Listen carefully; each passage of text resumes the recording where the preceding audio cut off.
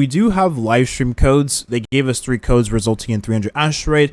I'll have these down in the description below if you want to copy paste, right? 300 astrite. Go ahead and get it because it is going to expire at the end of the day, and I'll probably have it on the screen as well. Yo, what up, Toshi here. As typical Toshi fashion, I of course forgot to record my audio, or at least I thought I recorded my audio in the previous video. So now I'm re-recording this, and hopefully this take is honestly going to be better than the previous one. We have the 1.3 live stream for Wuthering Waves. It was a blast. I really did enjoy my time. I'm very glad it was just a 30-minute condensed version of what a very longish run on live stream could be, and the fact that they gave us all the information we needed to know, and honestly more in that time frame, says a lot about the time you actually need for live streams versus the time they want to give you for some reason. I'm looking at other games that has you spending an hour plus on a live stream to just listen to characters talk about what they had for dinner last night. But anyways, let's hop into the video. There is a lot to go over. So they talked about the Black Shore characters, and the characters we're going to meet again in the upcoming version. I can't wait to see more of Camellia Tidbits just because the character overall just has a phenomenal design, man. Like, one of the best designs in any gacha game at all time. She just looks so good. Then we also have Encore. We have Alto. We have one of the devs putting on shades to represent Alto, which I thought was very interesting. We also do have Shorekeeper, a part of the Black Shores as well. So we're getting a bunch of lore tidbits. We are getting a lot of introductions to characters, right? Previous characters we've experienced before, and new characters is also very nice. I am curious to see how this is going to fare compared to the previous iterations of the story in the game, right? Is the story going to pick up? Is the story going to honestly remain as the state is in currently? Is it going to bring back in players' interest? These are all questions I hope to answer with the upcoming version. And again, overall, the introduction, the trailer, the teaser looked very nice, and I am pretty excited for what this patch is going to contain. We got an introduction to Shorekeeper as a character. We got to see gameplay for the character. We got to see the design in full screen, which I thought was very nice. We got to see the fact that she turns into a butterfly, and that is a part of an exploration mechanic, which is very nice. It's going to be like Verena charging around with a charge attack, except you're in a butterfly you can control, right? Whenever you use a charge attack with Verena and you're around enemies, you lock onto them. Even mobs, even little goats running around, you lock into them, and it makes the exploration with Verena slightly annoying at times. You kind of have to move around in different ways to avoid locking onto targets. The fact that Shorekeeper goes around a butterfly, you don't have to worry about that, is extremely nice as a quality of life. And then we also do have Youhu, who is a 4-star upcoming character that plays around with game of mechanics, little rat, right? I am curious to see how she's going to fare compared to characters already existing in the game. Obviously, a player like me isn't going to find too much value in this character overall, but the fun factor definitely is there, and the game of mechanics can either frustrate you or honestly give you a pretty fun experience. Again, I do believe even at her base, right, let's say you have the worst RNG in your world, she's still going to be a very solid character in terms of performance. Portals, which is a new mechanic they're introducing into Wuthering Waves. There is games that have already done stuff like this. Nothing that come off the top of my head. Closest thing I can think of is like, I want to say Portal, like the actual game Portal, right? You go through a portal and you end up in a different spot on that same like kind of domain you're in, which was an interesting spin on the Portal concept. But Wuthering Waves seems like it just takes you to a different place altogether. And it doesn't seem like it's RNG in any way. You just go to the same spot every time through the portal, which I find very interesting. Doesn't seem like, again, it's anything unique. We did get gameplay introductions and some more information surrounding Shorekeeper as a character, which I found very interesting.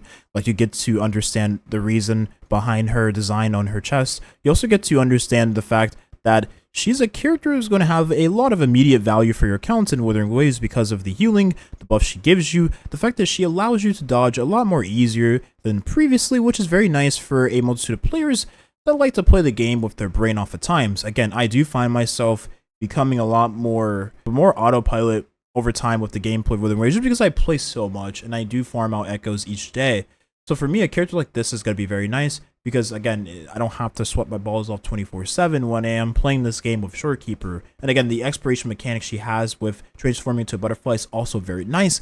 Again, her value is already speaking volumes as of right now. And again, we'll have a updated video on the character later down the line when she does release. But overall, I'd say, as of right now, she seems as close to a must pull as possible, really. The fact that she buffs your characters as well is very, very nice. We got to see a new 5-star weapon, which is going to be for the limited character Shorekeeper. We got to see the 4-star weapon on the banners as well. Now, I am very surprised that they didn't show us the reruns we're going to have this patch, right? Because obviously we have one 5-star character. That means the second half needs to be a rerun character.